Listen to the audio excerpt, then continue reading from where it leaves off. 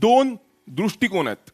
एक आहे फूल जे पूर्ण उमललंय, तर त्यामध्ये बघून उलटा प्रवास विचार करायचा की हे बीज असताना कसं असेल.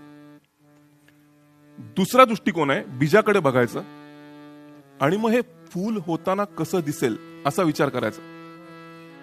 आपण डायरेक्ट हा प्रवास बीजापासून बघायला सुरुवात करू आणि अल्टिमेट कुठे पोहोचणार याचा विचार करू आणि त्या दिशेने कामाला लागू. म्हणजे काय, मी जर स्वतःला एक गृहस्थ मानलं तर गृहस्थ म्हणजे मग माझे नाती कोण, माझ्या घरातली मुलगी, बायको, माझ्या आजूबाजूचे शेजारी, ही माझी नाती.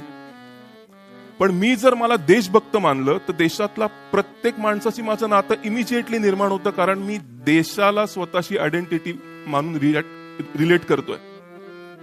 पण आता आपण त्या अल्टिमेट क्रिएटरचं एक क्रिएशन आहे ज्यांनी मला एक प्रॉब्लेम सॉल्व्ह करायला या पृथ्वीतलावरती पाठवलंय, तर जो त्या प्रॉब्लेम मध्ये त्याला सोडवण्याचं आपलं नात्यानी कर्तव्य आहे असा विचार सुरू होतो.